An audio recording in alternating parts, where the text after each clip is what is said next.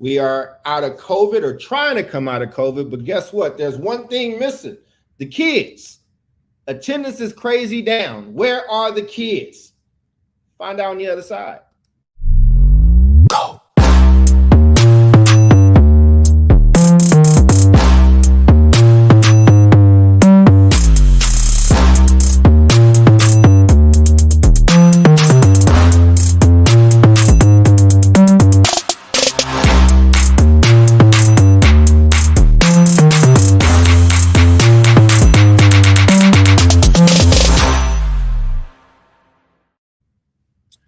Welcome back to another episode of the South Star Classroom. I'm Charles, that's David, that's Jubilee, and our friend has left Uranus. He is now on Mercury, kind of seeing what that sun do there. You know what I'm saying?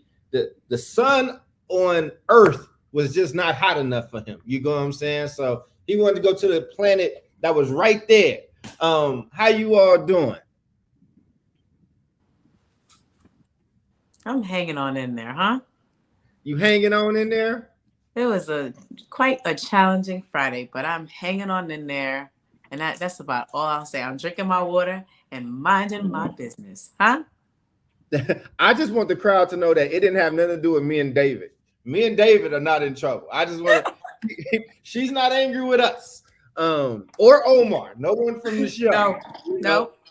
Yes, that's what they'll be speculating. Like, what y'all do to that young lady? They didn't do nothing to me. No, I'm doing great. These are my beautiful people. It's all good. It's all good. And Mr. Castillo, and if you want space to go into that Jubilee, you have it, and you don't have to if you don't want to. And there goes the honorary fifth host, the damn dog. Damn dog is right there. How you doing, David? I'm good. Glad to be here for episode 83. Where are the children? Looking forward to digging in and maybe learning a few new things today. Let's see. The sun is finally out down here after a pretty intense week of weather. You can actually see snow from my house. I took a photo of it the other day, and it's kind of crazy to look out of our bedroom window to the east, and you can see the mountains, and they're covered in snow. So it's not something that you think about often associated with San Diego. There's palm trees in between, but the snow is definitely there. What else? Let's see. That's pretty much what's going on. Let's see. Do I have something to share? I always try and share like this school story.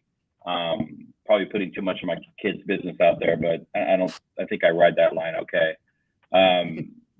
He's been having, so the school that my son goes to has been having some issues. I think I talked about it with, some other kids. It's middle school, right? And these kids are like calling him names and threatening to like beat him up and do all this stuff, and I explained to him like what you need to do, what not to do. And he'll come and ask for help occasionally with this stuff, With the sock? Is that what you told him to do? Say what? Yeah. No. You try to put the rocks in the sock and show up to school? No? Oh, okay. No, that's what your papa did. Don't do that. And I'm like, what tools do you have available to you? And one of them is like asking the adults at school for help. And I gotta say, for a school of 1,500 kids, they are very, very good about responding, communicating, and providing the right level of information as to like what they're doing going forward. And they do it's like this incredible like level of customer service, which I'm just not used to. So I'm still getting used to it for sure. It's something that I wish all schools would do.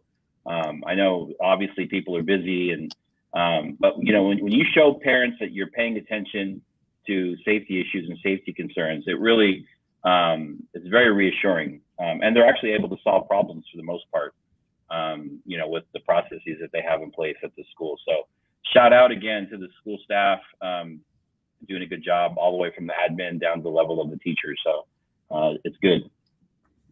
That's good. That makes one of us. Okay, now we're getting there. Oh my God. Whatever do you mean? Are you not having the same rosy experience with your children's school? I didn't know. I'm sorry. I didn't mean to trigger you. Oh no, I came on. Listen, I'm still working to de-escalate myself from an hour ago. So, but no, I am not having a good time with my son's school. There to me are some like very basic skill sets that every leader should have. And I just find that the leaders in this school, they just don't have it. I find that there's a disregard for students. I feel like, yo, kids are human beings. Talk to them nice as well. You know, talk to them nice. Talk to parents nicely, right? So my son's current school has a policy where parents are not allowed in the building. So anytime I go to the school for any reason, I have to wait outside for every single thing. Even meetings are outside. Is that a COVID thing that they're still not adjusting to? So I don't think so, because I see some staff members are wearing masks, others are not. It's just a rule that parents are not able to come inside without a meeting, right? But then it's also extremely hard to get a meeting, right? So the principal has been in my book, MIA. There was like a really, disheartening issue that happened with one of my sons back in December. When I say I emailed and emailed and emailed and called and called and called, and still the principal had not returned my call till this day. Today she walks towards me because now I'm upset. Now she walks towards me and I go, "Who are you?" And she identifies herself as the principal. First time I ever laid eyes on her. So wait a second. I have a question. Because has our resident angel, who has always seen just the bright side in every facet of education, even we pushing, who's just like, no, it can work for everybody all the time. Did she go up north? Did she leave PG County and go back to one of them NY boroughs today? What is happening? Can we get this Jubilee hosting with us today? What is absolutely? Listen, the full Brooklyn was out because here's what I say, right? Now you mess with somebody's kids. You mess with somebody's kids. I'm not the coach consultant at that point. If you want me to formulate my sentences and I'm articulate with this assertiveness that you finna get, and so. All I ask is my beliefs, I guess, could get me in trouble because I do believe that you should be able to speak to a parent that is escalated, right? Especially when it's on the part of the school. Like your policies don't make sense or your policies are not understood, right? And so, case in point, this policy, according to what I was told, I have to go verify, and now I got to go dig it up and act like Matlock, Columbo, and Monk and go see what it really is. But according to what was said, the policy is no cell phones in school, very strict. You got to leave the cell phone in the locker. No problem.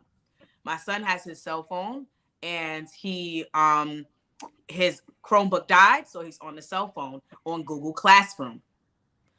Assistant principal or admin walks by, sees it, confiscates it, doesn't really ask questions. I don't know at this point that my son doesn't have his phone. It's 3:21 or so. I see a weird number. Hi. And I call back like, who is this? Whatever. It's my son trying to tell me he doesn't have his phone. They're about to leave. Right. So in my mind, it's Friday.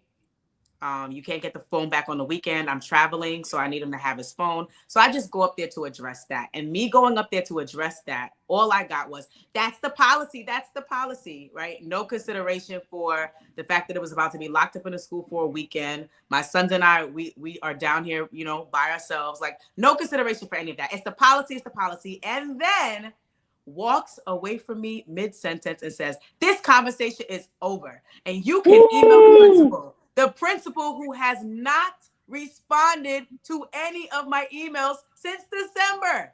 That's the conversation is over, Jubilee. You can't. They told you what it was. And I said, I will stand here and wait. And this is the last piece I'll say. When the principal finally does identify herself, she tells me to walk outside. I say, I'm going to calm my body out and wait outside because that's the policy. I said, I'll give you the feedback that it's inhumane for you to ask people to stand outside in the rain. It was raining to wait for you.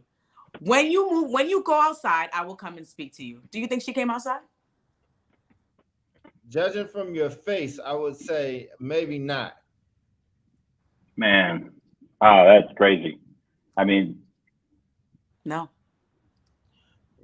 Well, Right. David, before Kumbaya Jubilee comes back, we should get into the topic because Jubilee always want to save everybody in every system, and she wants us to hold hands in harmony and play the yes thing that you used to play in our schools where you put the parachute boat and come down. Yes, all we got of that. tired I love of that.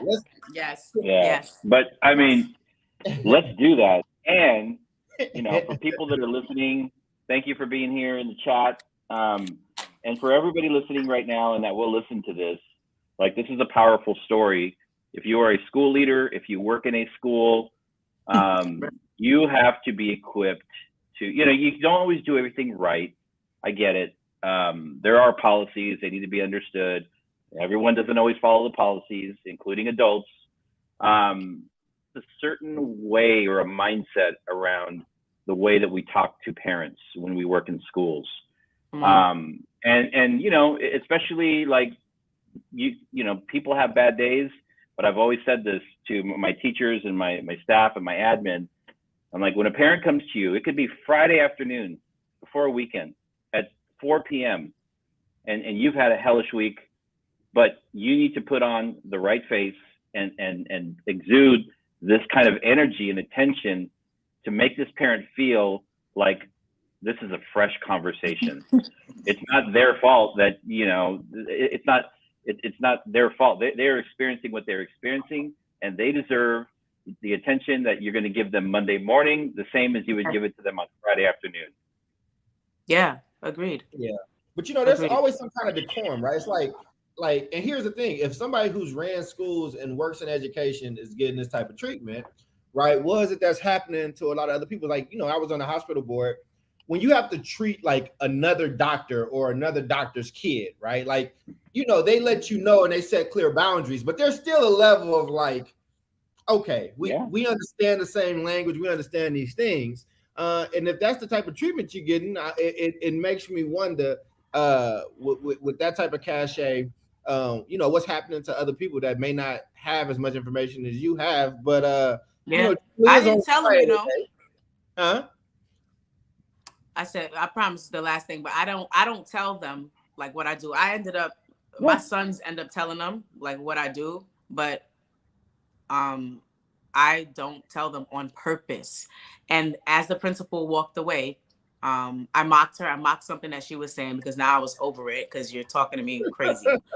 I mocked her and I will not take it back. She was talking to me like this. You didn't go outside when I just went, you did. I did it right back to her. She was like, at one point, anyway, point is, when she turned around to go into the office, I said to her, very mature, Jubilee. I showed up at the school. All of this is Jubilee, the joy, the pain, pain. Okay, anyway, she turned around to go into the office and I said, you need to get some communication skills. You need to learn how to communicate and you need some leadership skills. That's what I said. I should have plugged but that's the truth of the matter, right? That the length of time that you're a leader doesn't matter. She's been a leader for a long time, right? Or a manager for a long time. And that doesn't make you a leader. You know what I mean? So that's very different mindset. Very different mindset. As we transition into that, I will just say, as a plug for communication and communications training, I just got through speaking at a communications, kind of like, what do you call it? Like, I'm in Austin. I'm here on business. Charter School Growth Fund just had a great last few days talking about education communications. I led the session on how to get the most out of your young people and utilize communications in that way. So, if you need some communication support, you should definitely reach out to the South Star Classroom. We have expertise around getting that out of youth and community, school leaders, educators, and talking with the media and dealing with entities such as the unions and such as, other groups. So everybody here is an expert in one of those things. I'm going to pass it to our good brother, David, because this topic around where have the children gone, I think is one that's very interesting. I've heard people talk about this, whether it's Jamoke, whether it's you, whether it's Sharif. Like, people have been looking and saying, yo, we have just lost kids. Like, they just been lost into the ether, unaccounted for. And we've yet to actually fully recover. So, David, why don't you bring us up to speed around what's going on in these streets? Yeah. So, I mean, I feel like actually these two things are related. So what we're going to talk about today is attendance, and like what does attendance look like at this moment in time? It's not good. We know that historically, for students that have been disenfranchised from school systems, they tend to not show up at the same rate that other children do for a variety of reasons. If you are not valued for your humanity and for the value that you bring into a school community or a class community, you are less likely to want to go to these places, right? It's human nature. And that's historic. And so I feel like that's related because it's about the mindset of the school around the children and families that they serve. Like, what kind of a space is it? Is it a welcoming space? Are people treated with respect? And part of that respect, in my opinion, is, when students aren't showing up, it is the responsibility of school systems and districts to have a plan to bring people back into the fold, bring families back into the fold. And so during the pandemic, we know that the chronic absenteeism charts, the numbers were off the charts, even using the kinds of metrics that they were using for attendance. Like, these kids just weren't logging on to Zoom. At some point in Oakland, I tracked some of the data, and this is like, probably in the first 6 months of the pandemic, I was able to use, some of the publicly posted available data and some of the district's own data, and came out with a number that high school students in Oakland, mainly Black and brown kids, about 6 months into the pandemic, were running a chronically absentee percentage of around 60%. So 6 out of 10 kids weren't even showing up to Zoom, right? Wow. I mean, that means thousands of kids are out on the streets of East Oakland or not engaging in school, and people weren't even talking about it. I was like, this is an important data point. Your kids aren't even logging in to their classes, okay? Mm-hmm. And now fast forward to what we want to talk about today. Yes, a big number for you all. Historically speaking, before the pandemic, and we're not talking about just regular absent. When we talk about chronic absenteeism, it means that a child, there's a particular definition. It's done differently in different places, but it essentially means, I believe the average is you're going to miss more than 10% of your schooling, right? Something like that. And what we know before the pandemic, that there were around 8 million students that were considered chronically absent across the country in public schools, right? That's when a student misses more than 10% of the school year. So that is the number. By spring of 2022, so just this, last year, that number had doubled to around 16 million. So we already had a huge volume of students, 8 million. I don't have the disaggregated data here, but you can imagine it's probably a high number of English language learners, low-income students, Black and brown students, and special education students. 8 million that were missing 10% or more of their schooling. And now, emerging from the pandemic, we're not back at the baseline. It's actually doubled to 16 million. Wow. So that's what we're here to talk about. What are the impacts of that? And I'm not talking about, these are students that are enrolled. I'm not talking about students that have not returned to school systems and are homeschooling or changed schools. These are students that are enrolled and they're not showing up. And we know what some of the impacts are to that. So I'll leave that big data point there for you all to reflect on, and then let's talk about our experience. And we do have some examples from what school systems are actually doing differently to close that gap. It's an achievement gap, it's an opportunity gap, it's the gap that ultimately leads to disenfranchisement, push out, and drop out. So what's the larger question you want us to engage on, David? Because that was a lot of information. Where you want us to go with it? I think pre-pandemic, we knew that there was a significant issue. We're emerging from the pandemic, and the problem is twofold, right? So what is that telling you that people are doing or that they are not doing to bring young people back into the fold?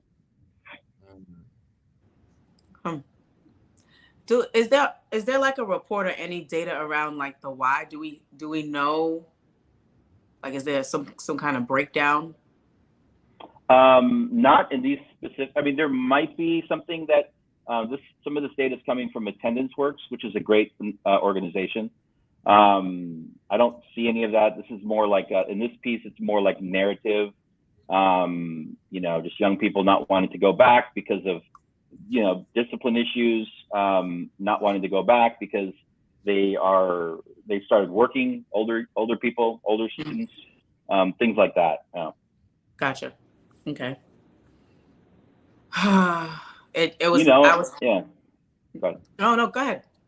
And I think the other question is like, what is the responsibility of the school systems? I know in California and in other places, when the pandemic happened, we moved away from funding schools based on attendance, right? Which I don't think I really, maybe it's a temporary measure, but we still are not funding schools, based on their ability to, have students show up. And so it does take away a particular accountability measure. It doesn't impact the funding overall. It impacts children in the community, but I think that's another issue. If you want to dive into that, we can do that too. No, I was just thinking about the word momentum, and that like the pandemic really broke whatever momentum existed in a school system. And then if you were in a school that wasn't big on like SEL and building community and all of that, it's like, why would the kids want to come back, right? So I feel like that the homeschooling and the having to transition to Zoom and Teams was like a really big hit that of course nobody was prepared for.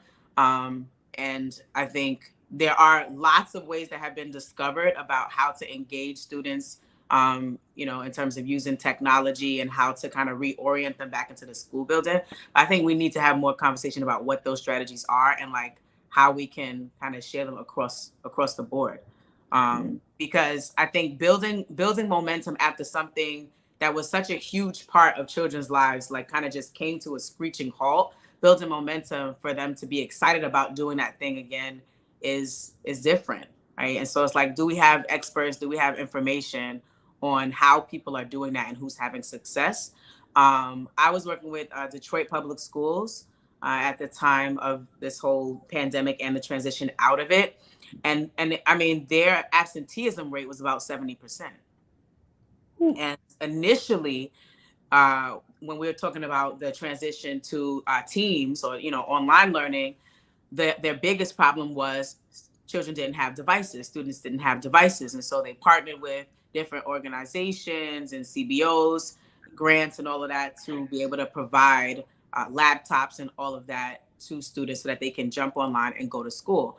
Then when it was time to go back in the building, part of the problem was they were in and out, right? They had sometimes like they would be in school and then a COVID outbreak would happen and then they were out of school.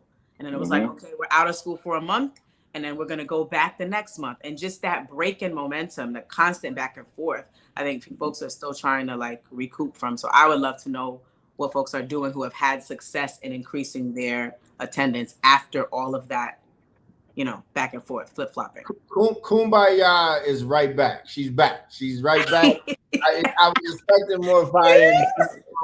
I would just Kumbaya in the building, baby.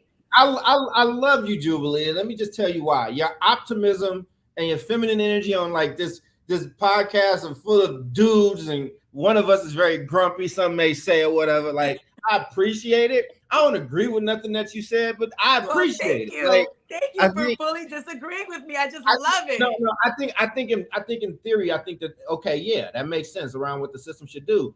As my brother Will likes to say, that dog ain't gonna hunt. Like, we keep talking about what the system like needs to do. Here's the thing. I think that the fact that what David said is really important and we cannot miss it. If the funding structure is shifted from the ADA of saying, hey, attendance is the way that we're going to make sure you're getting all your money, if that doesn't come back in some effect, and I think schools and school systems are going to fight for it not to come back for this very reason, I think you're going to have a big problem on your hands, because if I can still get the same amount of money, by reporting that we are serving X amount as opposed to having to prove it from a data standpoint, I don't have an incentive to go and find you. It's almost like your kid went from being a 7th grader to a college sophomore. College don't care if your kid shows up into that class. You're going to pay for it. And if you flunk out multiple semesters, we're going to get you up out of here. And it's going to cost you a lot of money to come back. This is also a piece around for parents, though. Like, where are your babies at? Where are your kids at? Like, this is like, you know what I'm saying? Like, where are your kids? And there's 2 different type of ways to look at this. Now, let's just also get the obvious out there. I'm sure that all these kids are not abandoned and orphaned. I'm sure that all these kids are not in the system or whatever the case is, right? Because I know in this time and climate, somebody gonna say, well, maybe these kids don't have this or don't have that or don't have parents. Okay, stop it, right? Like, some of them cool, but most no, right? If you a parent and they in the school call and say your kid ain't been coming to school, at that point, like, this is your child. Like, this responsibility is now falling on you. And I think what everything you said, Julie, is correct. Yeah, going into Teams and doing Zoom sucks. The pandemic sucks. With the current situation that we in is terrible. And you still got to go to school. We still got to figure something out. You can't just be a career. It's just not what it is. So I think that while I think that the system is responsible and largely responsible for a lot of stuff, and there's a whole lot of other factors, I don't even want to spend as much time on blame. If you are a parent or a guardian and you are in charge of a child, like, and they say that your kid ain't coming to school and your kid is one of the lost tribe across the country, I got to look at you. But what would be a reason a parent wouldn't send their kid to school? Like, I'm intrigued because I'm like, it's not always, it's always a parent not sending their kid to school. I think that it's like, maybe you getting dressed and leaving every single day and your ass just ain't going. Yeah. But once you get notified and once you get that phone call, it's time to break your foot off of somebody's ass. Like, I'm just. Yes, because it's your responsibility to go to school. I mean, I think also, I mean, and this is true. And I'm normally, you know, I will say I don't think this is okay or acceptable, but it's real. You know, coming out of the pandemic, you know, people are tired, they're worn. You know, parents can be overwhelmed, and you know, if you're a parent and your kid is constantly telling you they don't want to go to school, you know, I think in this kind of climate, I think for some parents it's just easier to say, like, okay, I'm not going to fight you on this. That's not right. It's not okay. But I think that happens a lot more than we think. And if school is not, you know, reaching out in a way that's proactive and like solutions oriented, not talking about sending truancy letters out. Those things are completely ineffective, but reaching out, you know, either a counselor, you know, an advisor, somebody, you know, saying, hey, we see you and we see that we're not seeing you. You're important. You matter. You know, that can easily like kind of wake people up and be like, oh yeah, you know, this is where my kid needs to be in school. But if school's not reaching out, if they're not calling, if they're just sending emails or form letters, you know, you're actually sending a message that we don't value you. You're not that important. And you know, I mean, that's pretty much it. Yeah. I'll just add, I mean, and like I said, there's right answers and there's the real answers, right? And I think that, and I don't think things are bad, right? But I just watch a lot of education talks and podcasts, right? Like, you know what I'm saying? I think part of the reason that A Black Hands is successful and why we exist or whatever is because people want those real conversations. So I appreciate what Jube is saying. I think what Jube is saying is the right stuff. And it's okay, I call you Jube. I never asked you and got permission. Okay. You have permission. You can call me. Thank you. I want to, but like I think what Jube is saying is the right thing. Here's the thing though, right? We can talk about parents struggling. My parents were both addicts, like addicts when I was a kid, like, and we were like homeless in shelters. And let the school call and say, your son ain't showed up. And this ain't the PC thing to say, or my dad would have put his foot all through my ass, like all through it. And so I hear like it's a different generation, and I'm not advocating for corporal punishment. I'm not advocating for those things. But what I am saying is that is still your child. You still have to be the head of your household. And if you were not aware of something, that's the system. As soon as you become aware of it, that's you. And I mean, and again, you are the person that has to bear the brunt of those of the responsibility and the consequences that's going to come with that. Now, if we having a conversation about our schools prepared post-COVID when they wasn't prepared pre-COVID, I mean, we can do it. I can say a whole bunch of smart shit around it, but the truth of the matter is that it wasn't good before. And so to get even worse than what it was, like, we need to start having some real conversations. But you can keep hoping and begging and pleading and pushing the system, you know what I'm saying? Or you can build some recourse in your life. You can make sure you can try to find another school. You can actually try to, you know, if you stuck at that kind of school, you got to put things around it. Like, I'm not giving you fair answers. I'm not doing fair. We're not doing right, wrong, and fair. We're not doing PC. Like, a lot of shit ain't fair. It's just not. So, but if you want the best for your kid, what are you willing to do? What are you willing to put up with? What are you willing to build around it? If you're not willing to do those things, then guess what? You just go, that's just Godspeed, right? You know what I'm saying? But if you are and you want some other ideas, then we can talk about those ideas. Fair enough. Fair enough. I just, my mind is really just thinking about, like, why wouldn't a parent send their kids to school? What are the reasons behind that? Like, I really want to know if there's, because, like, I agree with you. I think right now, if I decided that I'm going to go to Hawaii, sometimes I joke with my sons and I'm like, I'm going on vacation. Don't interrupt me, but I'm really like going in my room with some oat milk and cookies. And they're like, Mommy, you going on vacation? Yeah. But if I was to like do that in real life, like go to Hawaii and say, which of course I wouldn't, they're underage, but for 14 days, I'm going to be away. Those little brown people would be in school. They wouldn't miss a day. They would be on time. They would catch the school bus. They pretty much run this, right? They would keep the house clean. They would go to catch the school bus, take all their classes, do all of their assessments. They probably would message me like, we need money right? But like, that's what's instilled in them. So I'm trying to think, like, from the mindful of a parent who isn't necessarily in that space, like, what's happening there, right? Because then we just, we don't have that partnership, right? The system or the school isn't necessarily doing their part, right? Or they're grappling with stuff there, and then home isn't doing their part. So then the whole thing, the wheels just fall off and we ain't moving. I think it's interesting. I'm not saying you're letting people off the hook, but, you know, schools don't, schools are not responsible for home culture, right? Home culture is home culture. Schools are responsible for like a finite amount of, responsibility. And making sure that, students are coming to school is one of those things. So I do agree, like, schools can do, there was a Ms. Toya put in a comment around parent training. These are things that that schools or other parent groups can do, around the importance of attendance. There's a lot of data that says, students that are chronically absent for X number of years are like less likely to graduate, the X, Y, and Z. Like, there's very clear data that shows that kids need to be in school. So there definitely is like a parent education piece, but the schools are ultimately like, the lever, and they actually have, they do have resources to do this work, and not all of them are. Some of them are.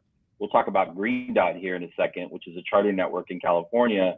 But going back to Charles' earlier point, it's true. If this was not part of your culture, a school culture before the pandemic, like if you didn't have an attendance team, if you were not familiar or if you were not well versed in looking at data, attendance data, and then taking that data and moving it into particular action steps, it's going to be harder to do it now because it just wasn't part of your culture. Even though we know that chronic absenteeism has been not a new thing.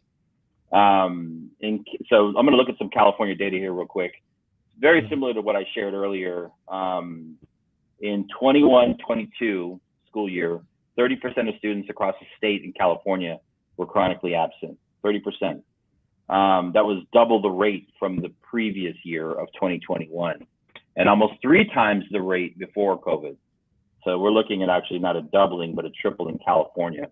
Wow. Green Dot is a charter network in the Los Angeles area. I think they're operating in different parts of the country now, but they had similar numbers to LAUSD, but they actually took some action. They made some particular moves that ended up helping them to close that gap.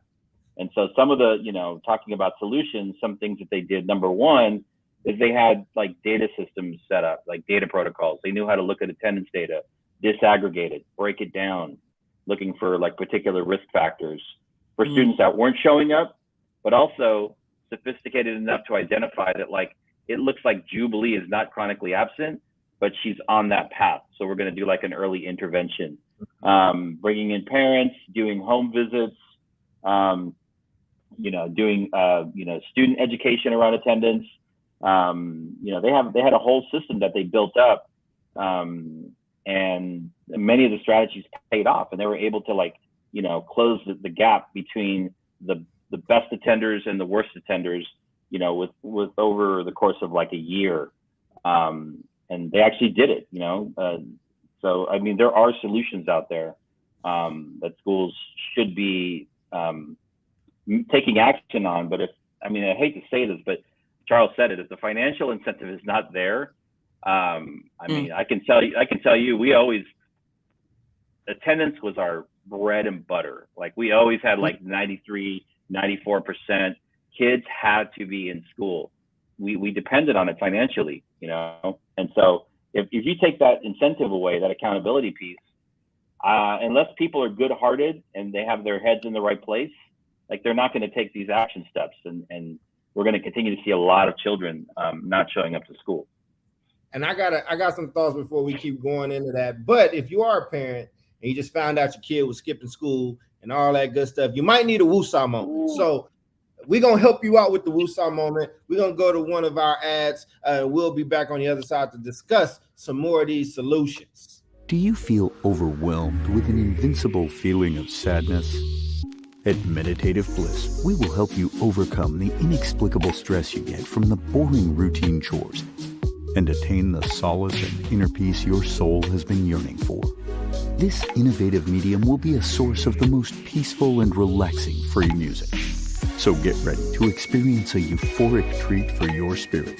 Visit us on YouTube and Spotify anytime. Meditative Bliss. Serene your soul. You hungry? My parents I wish that they would have had like some meditative bliss. They would have found out that I was skipping school at the point where I was chronically absent. I don't know if they would have did the meditative thing. Probably would have just beat the black off your boy. But here's the thing. Here's the policy goal, and I got an agentic goal, okay? The policy goal is exactly what me and David have been talking about. You got to bring those incentives back. And some of that stuff was crazy, right? Because when funding was so dependent on attendance, you know what school districts had for cutters?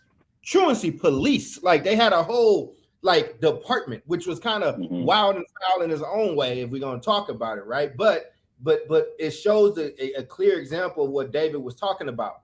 When your lifeblood, when your money, when all your funding, the ways in which you produce this school are on the line, we will create a whole department whose job is to track down kids and bring them here. Even if they got to sit in detention all day, their asses is going to be on those attendance rolls.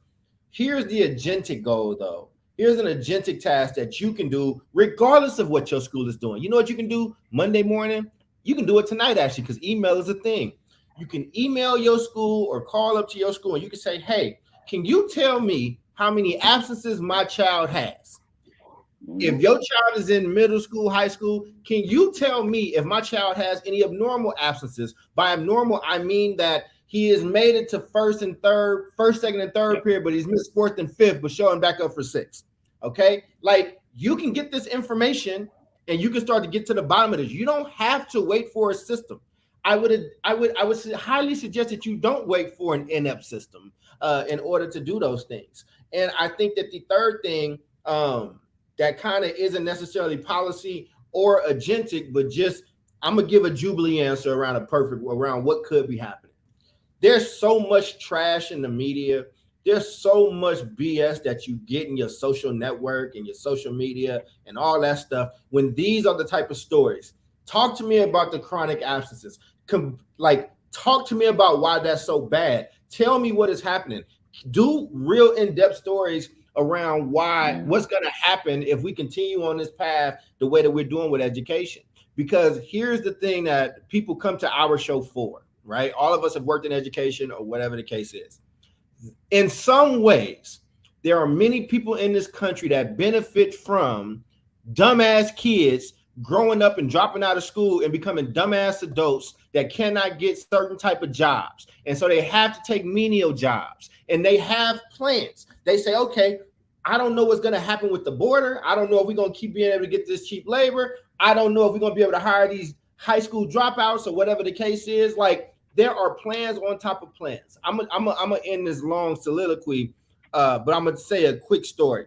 I was doing something with somebody. I think it might have been Eight Black Hands. It might have been my book club, but we were reading some of the old, like 1880 something, right? And it was talking about the purpose of school and the type of people that they wanted to produce. And in it, they said, if we fail in this measure, we will have to find a way to get basically cheap labor from overseas, right? Like, these things were not, this stuff is not accidental, is what I'm saying. Like, cheap labor in this country was built off of cheap labor. It was built off of it. China has become the world power. You know why? Because little kids build your Nikes. And we can act super woke. We can act like we super care about everything, whatever the case is. But if you got an iPhone in your pocket, that thing was mined somewhere by somebody with a very cheap labor. So we can go as deep on this thing as we want. I'll pull us out of that rabbit hole. But as a parent, are you saying that the system is working as designed? I hate that statement because it's so obvious, but yes, it is working at like a charm as designed. And guess what, David? If my money is no longer tied to attendance, I don't have to do shit to get your fucking kid back. Nothing. Yeah. Why would I want to do that? That's a sad reality. That like really exposes the intentions of how many of our school systems work, especially if you take away that accountability piece. Yep. There's so many different accountability pieces. Like in our districts, in New York, I mean, we had attendance, but above that were the test scores. And so the whole idea was, if you don't have children in the seat receiving instruction, then how they going to do well on the assessments? And so there was a lot of, it was a high ticket item to do well on tests, because by nature of doing well on the test, it was indicative of students coming to school. So, but why can't we just care about children being educated? Like, why? Like, it's sad to me that we have to have an incentive for every freaking thing for kids to come to school and learn. Like, what has happened in society? What has happened in culture where there's such a gap there? And that's like a real wondering. I mean, I know how I was raised. My parents are, West Indian. They came to this country, 40 years ago, 50 years, however many years ago, from Jamaica and Trinidad. And so going to school it's not an option. You go, like what Charles was saying earlier. But like, I feel like there are so many different pieces here that we need to explore that are informing decisions or parental decisions in terms of why they may not be advocating for their children. And I find you gotta go deeper, Jude. You gotta go deeper, because I'm going back. I'm thinking about like when I was AP, right? When I was AP and when I was principal, we always used to get profiles on the students who, were chronically late, chronically absent. And I find that there's every single child and family had a story, every single one. I rarely found a parent, because I really don't believe that like parents don't care. I would usually substitute the word care with understand, right? Because I think understanding really unlocks the care and the vision and all of that. But we would find, okay, so this student is late because they live in temporary housing. And where's their temporary housing? 40 miles from school. And how do they get to school? 3 trains, 2 buses, 1 raccoon, and an ant. Like, okay, this student takes their younger brother or sister to daycare in the morning, and they can't leave till 9 because it doesn't open yet. And then once they do that, then they can come to school, right? So it's like, I want to know, what are the profiles of these students Like there's got to be a story behind it. Listen, Jude. I love you, Jude. Here's the thing. You are describing my childhood to a T. You were describing it like we were homeless, right? Like I lived in a shelter that was in Oakland. We left there and we ended up in one in San Francisco. So I took Bart. I had to get my sister up in the morning. The shelter actually had a daycare so the parents could go out and find a job. My mother was in rehab and my father was still using, but he was maintaining. And we had a process. And this is the last year. I was a part of the last group where Oakland still had K-6. So my brother was in the kindergarten. I was in 6th grade at Lafayette. Had to get him to school, you know what I'm saying, get him there, and then whatever. And I might have been late a few times, but you know what happens? My dad explained to them, like, yo, this is what the situation is. So there is a leniency there. Like, you're not wrong in saying that these things happen, but at the rate that we're seeing this happen, that is not plausibly everybody's case, right? And even in said cases, there's a recourse there. There are going to be some wild stories all over the case. And the reason why I'm talking like this because you described my childhood. You described it like the school gave me bus and BART tickets. Like they had a thing for like the poor kids or whatever, right? But everybody at my school was poor for the most part, right? Like, so the reason why I'm pushing back on that is because there are parents that are poor. There are families that have to travel and do stuff. And many of those people still make it happen. Like, you know what I'm saying? So I'm not excusing what. I'll give you 3%. I'll give you 5%. Let's say I give you 15%. The number of chronic absent, like right now, it so far exceeds that to where it's like, look, we can keep kicking this can. We can keep placing blame. I'm not blaming nobody because at this point, blame don't even matter. Like, blame whoever. It don't change what's about to happen. I'm talking to you all that might be listening, or you got friends where this is happening. You are the people that have to deal with the consequences of this. We have to deal with the consequences as a society, but let's be really frank. The people that are on this podcast right now are somewhat middle class, doing decent or whatever. We still got our foot there and we still love the people that we love or whatnot. But the people that are going to really, really, really have to deal with this are the ones that's like, is your kids or you are that kid or whatnot. Again, you're not wrong, Jube. You're not like, I'm not disagreeing and saying that you're wrong. But what I am saying is I want to have a real conversation because the conversation can't go nowhere after that. It can't go like once we say, well, we don't know what everybody going through. Well, we ain't gonna never know what everybody going through. So it's I like this comment. This is a good comment here. So like definitely do your research. I think that's getting to Jubilee's point. Like, yes.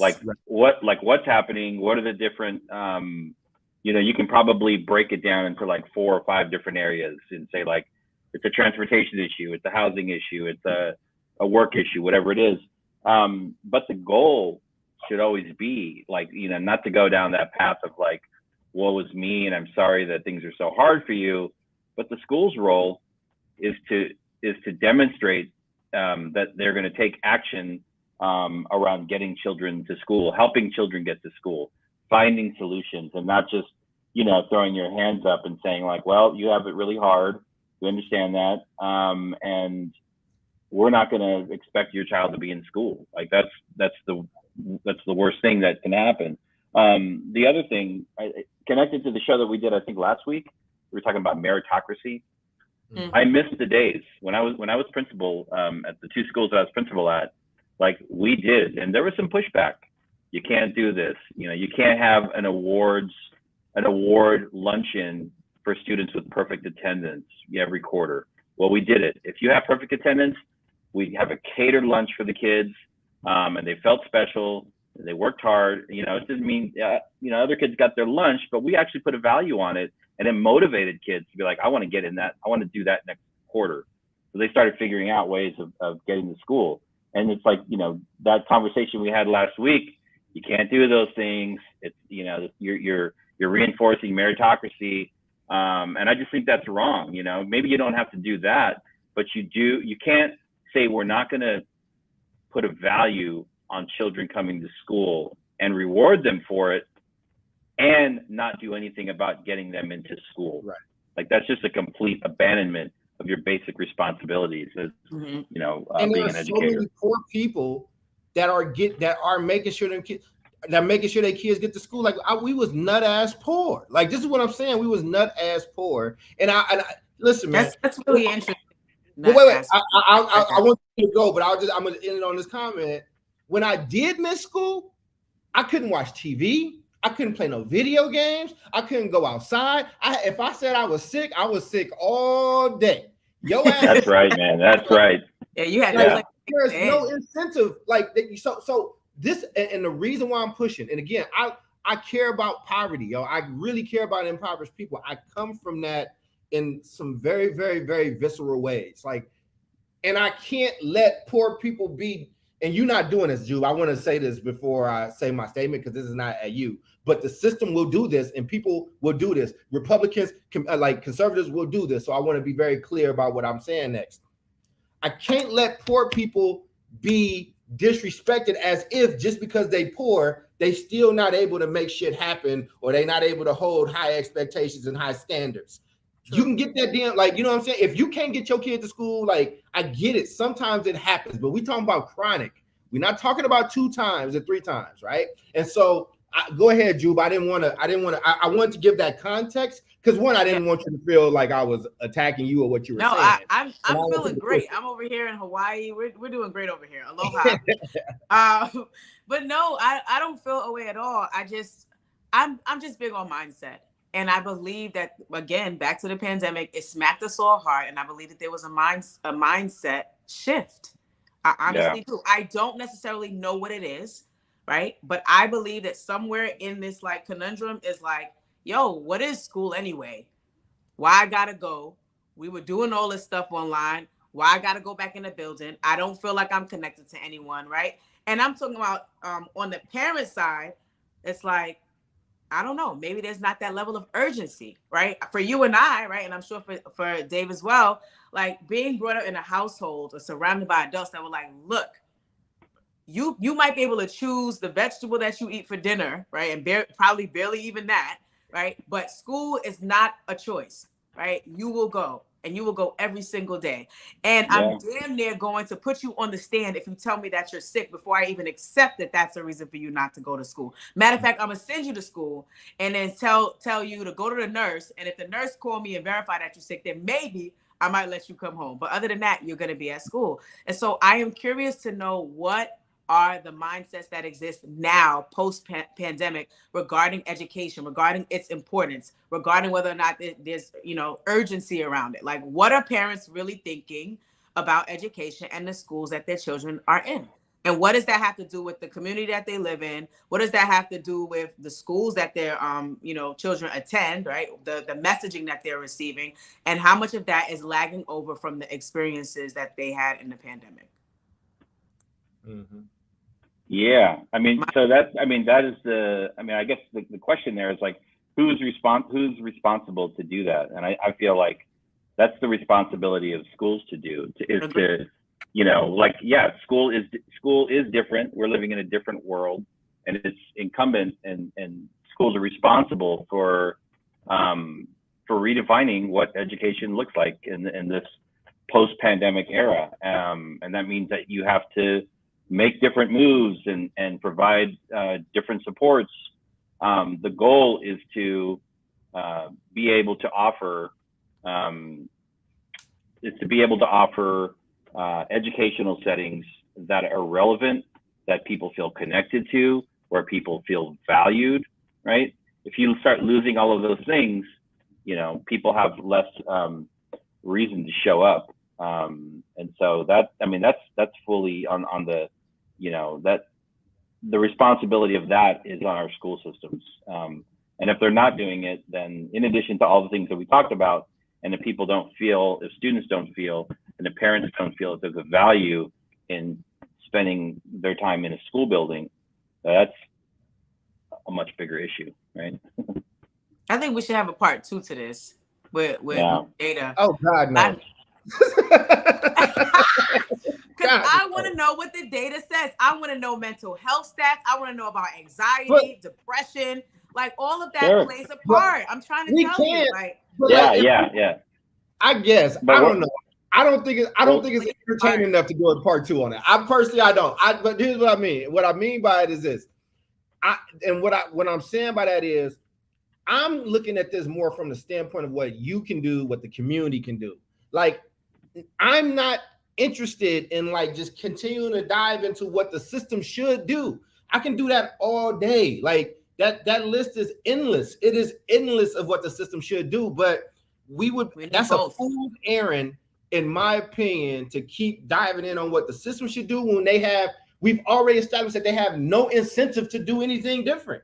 Until it changes back to the way that it was, until there is some actual, not we holding you accountable because we wrote a blog, but like where people losing jobs, where like things is actually happening that can alter the educational sphere in some kind of way, but it's not gonna happen. You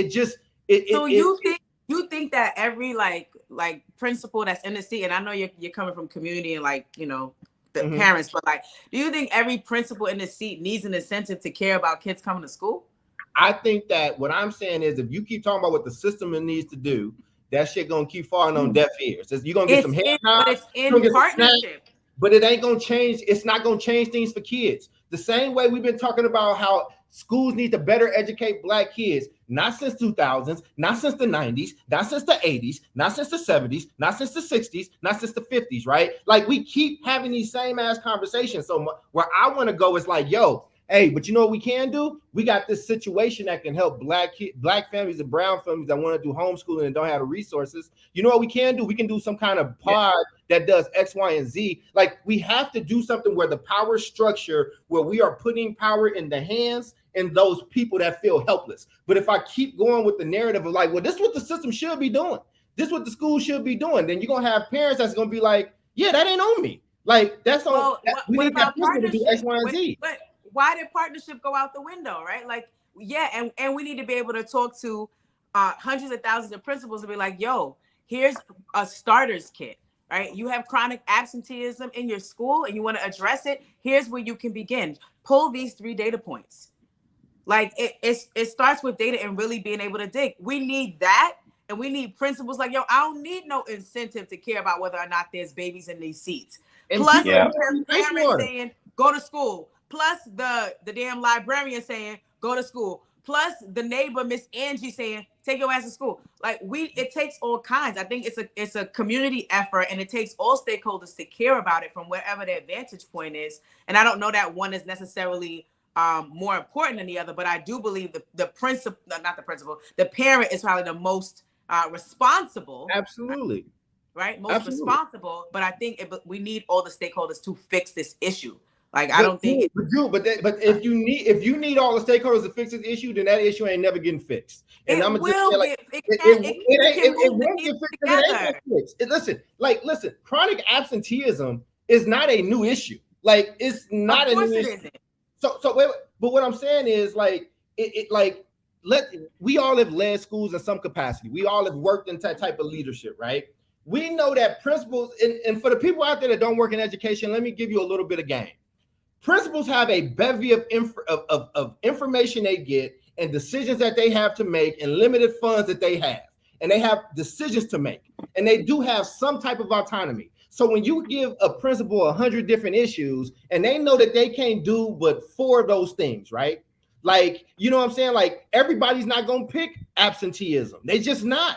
Some people are going to be like, you know what? I got to worry about the kids that are here. You know what else they got to deal with? They got to deal with disgruntled teachers. They got to deal with they school being in a certain community that ain't getting the type of resources. Some of them might have to deal with gunshots and things like that that's happening outside the building. Some of them might have to deal with assaults that's happening inside of their schools. Like, so and I'm not trying to talk down on nobody in the crowd, right? But a lot of people don't really always understand that principals get a lot of information. You don't think there's no principals that don't know this? You don't think that principals don't know that they get these numbers?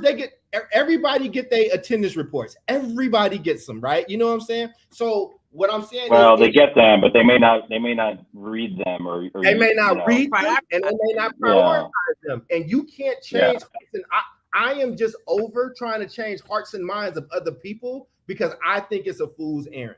I think that listen, Jude and David, you two are parents with beautiful kids that are going to have bright futures, and you have significantly more information about how to educate a child and what actually is happening in that school apparatus. Like, you have that information and that knowledge that most people just don't have.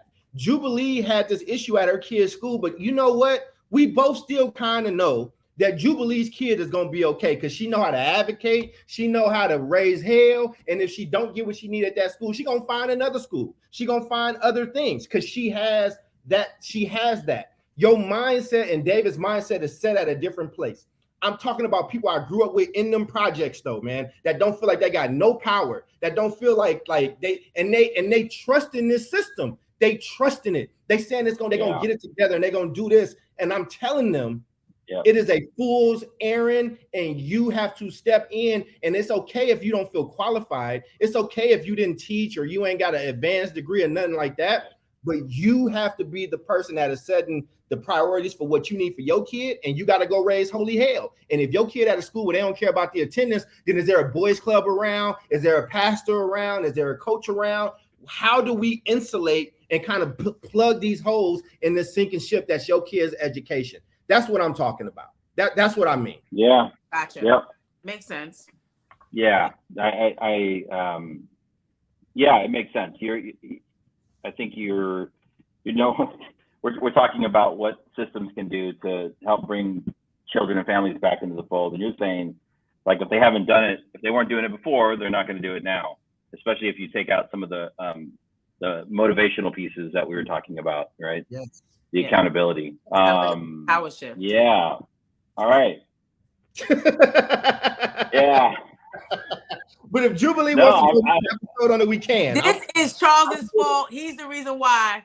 This is why. It's whatever it is, it's your fault. You said we're not placing blame. It's just it's your fault. Listen, blame me. But I'm just saying, right? Like, I'm somebody. Listen, yo. We talking about systems, right? Like, we talking about the same systems that how crack get into the hood, Joe? Like, we keep talking about immigration. You don't think that the United States government and the Mexican government don't know about tunnels that's going from Mexico to you know what I'm saying, to the United States? Like, we in partnership with a lot of this stuff. There just has to be a balance on these things, and somebody gets sacrificed in these things. Like I said, we can go very deep down this rabbit hole. What I'm saying is, go ahead. I like Jennifer's energy here in the comments. Me too.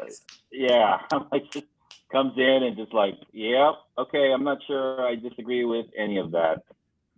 Especially the last sentence is like, run. I agree. Don't get me started with the humans aren't allowed to pee, because listen, y'all need. Yeah. I'll go off and we'll be here for another hour.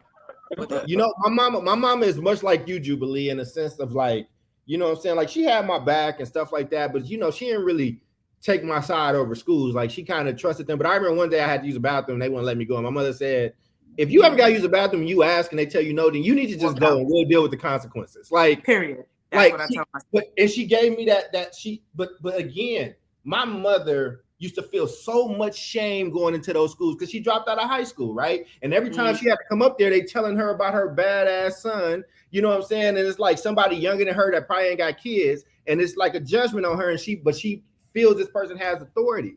But here's the thing, they did what they could with what they had, and I wish she would have had somebody talking to her like, ain't nobody, that system ain't gonna care about your kid more than you care about your kid. Like, I watched this show, and I know do y'all watch Mayor Kingstown? What? Mayor Kingstown is a really dope show. It's on the Paramount Plus network, but it's basically around the economy of how much money comes out of jails, inside of jails, and how the gangs inside of jails run the gangs outside, right? But it's basically this economy of it, right? And it's like they protect the jail gangs and like the infrastructure because they generate so much economic wealth in that place. The same way, you know what else does that? Schools, man. School systems tend to be one of the number 1, 2, or 3 job providers in a city. Your kid ain't more important than the city's like GDP. And like we got, when you understand it from an economic level, that some people gonna be able to work in the office and some people gonna be frontline blue collar people that we pay pennies or nothing, or hey, even better, we can get free labor for them if they go to jail. Like, I'm not waiting on this system to do nothing. So yes, do what we saying and tell the system where they messing up, but you have to have a plan. That's all I'm saying. Like, that's it. Like, I can come up with a million things that the district is doing wrong. We can talk about right all day, but I come from a place where right didn't matter, survival did. And some people are in survival mode. We talking about thriving. It is a thrival mode to be able to tell systems what they can and can't do. Survival is, I got to figure this out. Like, we got families that are like undocumented in the Bay Area, man, that's scared. Like, they can't go up to the school demanding X, Y, and Z. Like, we used to do ICE preparation for people. Like, them parents are scared to death. So I'm just saying, like, in a system like that, where we got them type of issues going, man, you got to have a plan, baby. Yeah. I'm ready for my final thought. Yes, let's do it. Let's get up out of here. You want to have this damn conversation. I didn't even want to talk about attendance this long. That wasn't me. It wasn't me. But no, I really, David, like, we can do this one all the time. All right. all I have is a question for my final thought, because I feel like how is this indicative of a schooling shift on the horizon, the way that we educate, right? Like, is this the fact that we are experiencing or seeing that there's so much absenteeism still? Is this trying to tell us that we need to shift the way that we educate? Like, is school not going to look the same in 10 years? And are we paying attention to what the signs are trying to tell us? And are we adjusting? I always think, you might call me deep or whatever, but I just feel like there's an underlying thing here. And I agree with you in terms of ensuring that, parents are doing their part and instilling those values and making sure that students are, their children are getting to school. But I just feel like there was a shift somewhere that we possibly could be missing that could help us to understand why there's not urgency around this area still.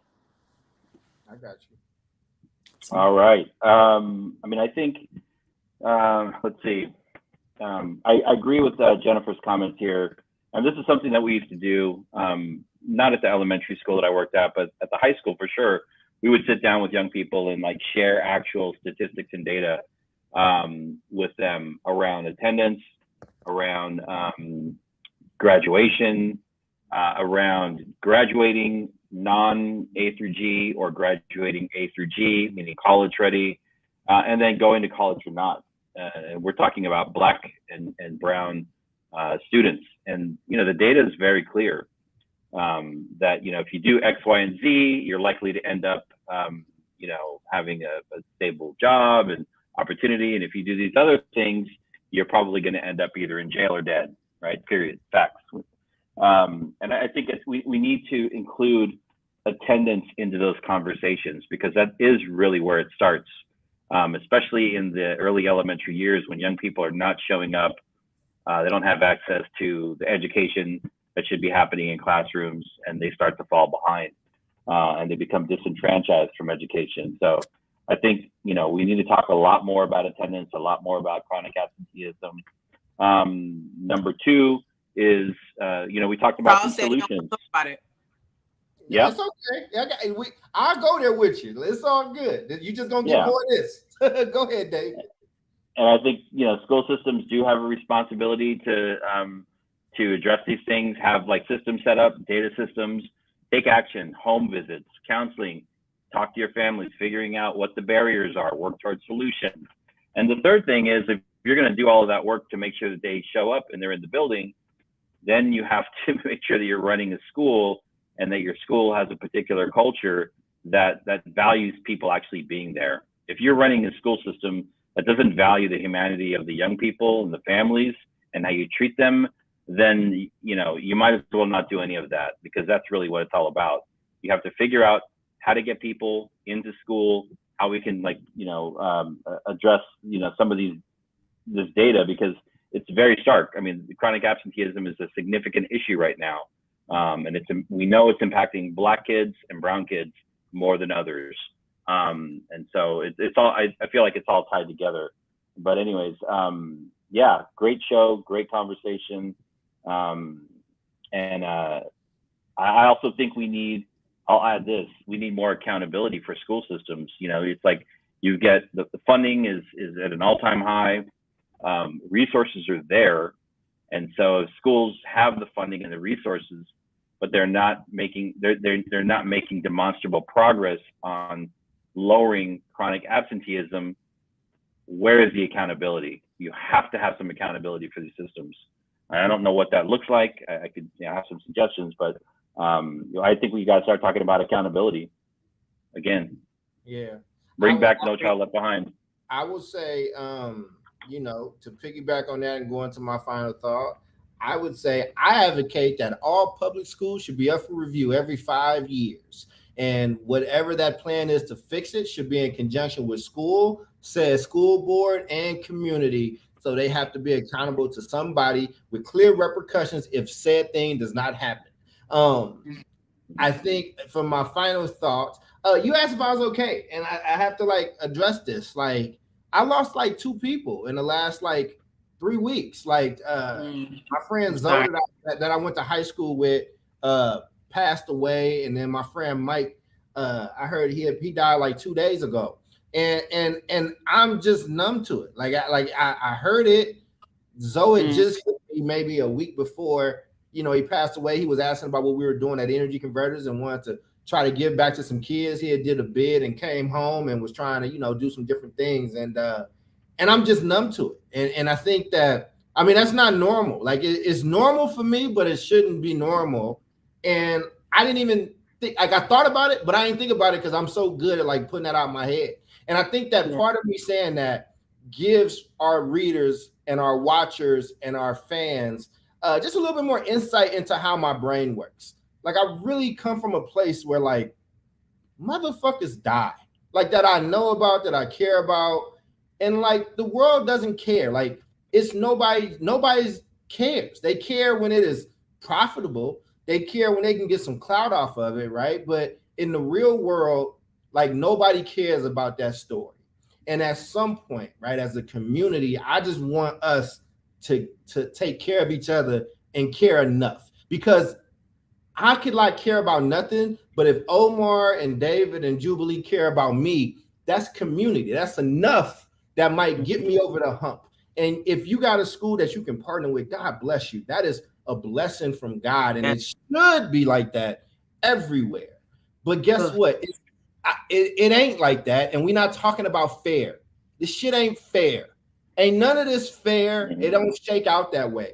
And if we keep going into these type of conversations and situations and events around parity and fairness, you're going to keep losing, because in this country, there are winners and there are losers, and it sucks. And I've been on that losing side. It's not because of who I was. I'm not a bad person. My family wasn't bad people.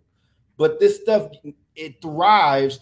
It needs poor people. That's why we teach schools the way that we teach them. We're not teaching everybody to be millionaires. And so I just said that to say I enjoy this conversation. I enjoy David and Jude's perspective. And I think that this is the type of discourse that we need to be having. And I think you all out there, as we close, need to see people that love and care about each other argue and come to places and have differences of opinion. And that don't mean they hate each other, because our country continues to dip deeper and deeper and deeper into this extremism. And I love these people. And so with that being said, Omar is traveling to Venus right now. That's Jubilee. That's David. I'm Charles, and we'll see you all next time. Peace out. But I have to push the button. I'm pushing it now. There we go.